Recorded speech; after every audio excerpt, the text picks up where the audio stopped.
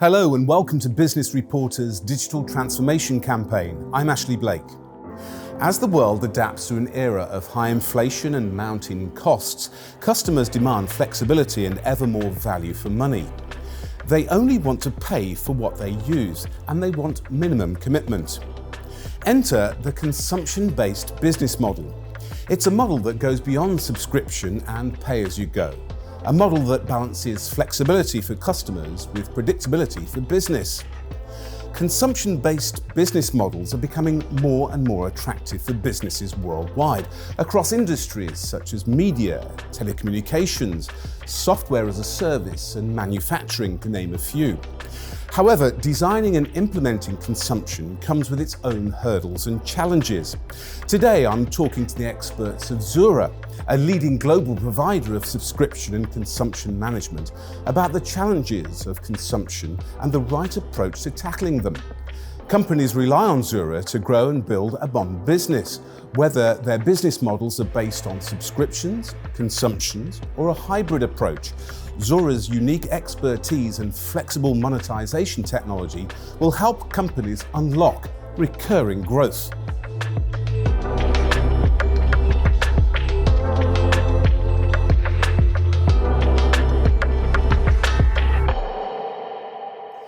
JJ, Carl, good afternoon. Can you define what a consumption-based business model is? Yeah, so consumption-based pricing is when a customer pays for what they use. And so, for example, a lot of SaaS companies today, they optimize through a consumption-based pricing model where you are just paying based on the number of support tickets closed or the number of API calls or the amount of gigabytes of storage.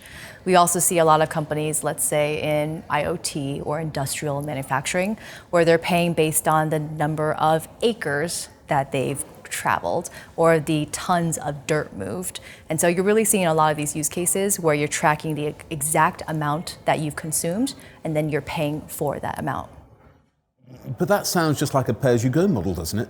It's not pay-as-you-go, it's a consumption model. And the consumption model means you're buying a prepaid amount of tokens or a dollar amount or any kind of value of a bucket of use. And then as you use it, you're pulling down that total bucket. So there's a contractual value there, but you're allowing the customer to use that product as they see fit against the portfolio of products that they have. Gotcha. So what's the scale and pace of the adoption of consumption, would you say? Yeah, so we are seeing roughly half of all companies across all industries already implementing some sort of consumption-based pricing. I think it's 46% or so.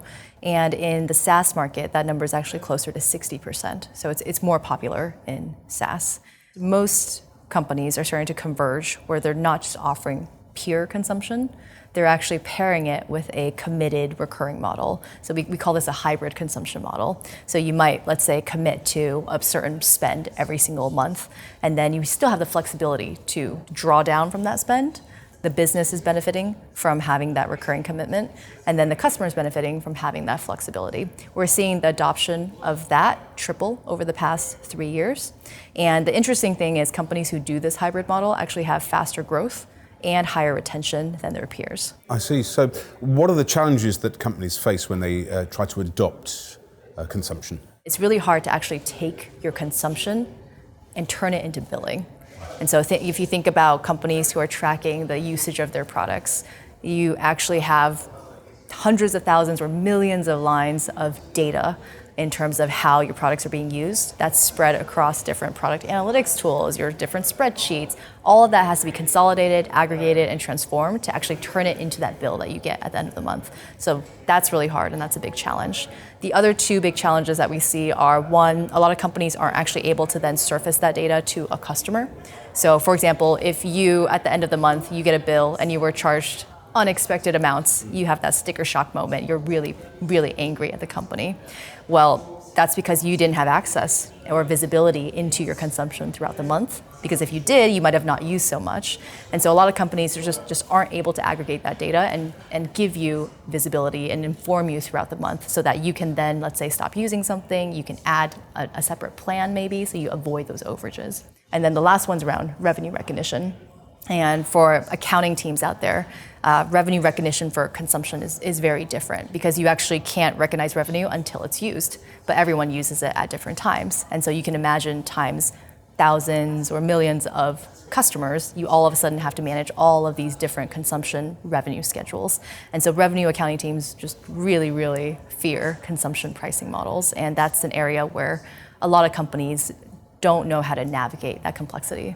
And going back to your first point of the data, taking that data from all those source systems for all your products, that's very difficult. I mean, you're getting it either putting it into like a CSV file, you're trying to put it in a warehouse, you're trying to normalize that data.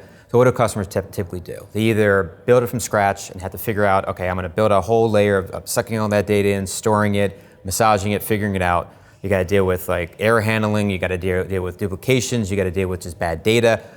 You're just a headache for that. Second option is try to use an ETL tool and force fit it, contort it to make it work. And then you're dealing with, well, it does very well with batch, but it doesn't give me the real-time visibility that I need, so I'm kind of struggling with that. And that's where Zuora comes in, because Zuora can do all that, take all that crazy data that you have, normalize it, dedupe it, error handle the complexity, extend with JavaScript and Python to build rules in there to manage any kind of data. And it's all working through at scale. So we can handle hundreds of thousands of records. We said 200,000 records a second. Plans to do 1 billion records a day, even higher. But really being able to handle it at scale is key there. And this is all real time as well. And this is all real time. It comes in the system, we're tracking it, we're massaging it, we're feeding it, we're then rating it with our system to be able to price for it. And then it flows into creating an invoice, getting the end customer visibility, like you were talking about, JJ, about informing the customer that, hey, you're going to hit overages in about 2 cycles, right? You're only at 80%, you're going to get 90% very close. Do you want to hit overages, or do you want to get top up the amount here, and then you get into a better plan? And there's an upsell opportunity there too, right? Because then you can look at the data and say, these are customers that maybe want to be in a better plan.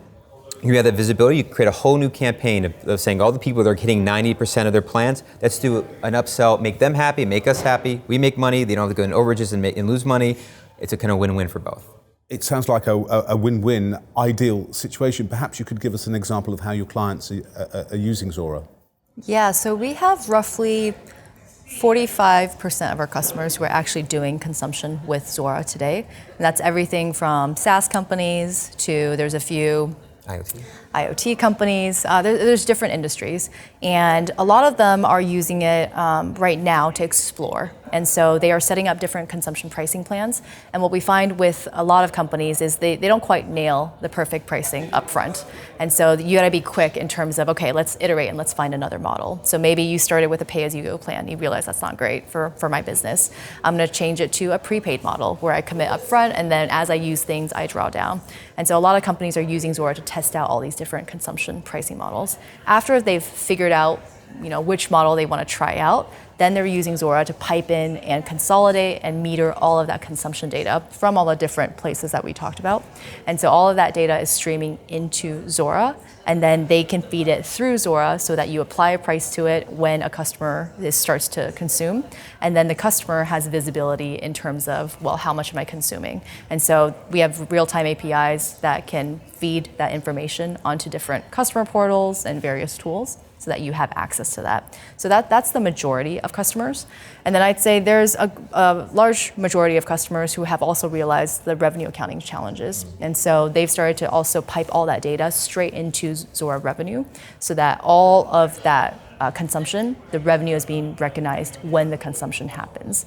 And so they're really taking advantage of Zuora as a holistic end-to-end solution to manage their consumption pricing models. You both make it sound that Zuora's solutions are quite unique, but are they?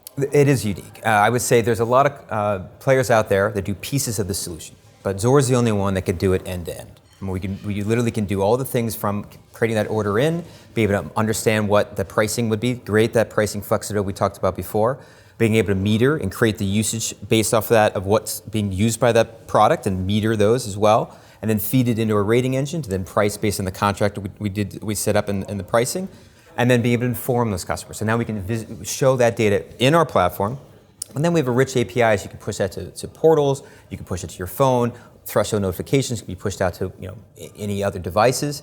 And then again, we got to make sure the finance team is happy. So we close it all up. You can close your books, You can recognize their revenue, as JJ was talking about how complex their revenue is. We can do that, all that revenue recognition, all in one platform, end to end. Well, we've discussed a lot of interesting topics this afternoon, but what would be your key takeaways? Well, first, consumption pricing models are on the rise, and we see that in the data, and we see that across industries. So that would be the first thing to note and to realize as a business.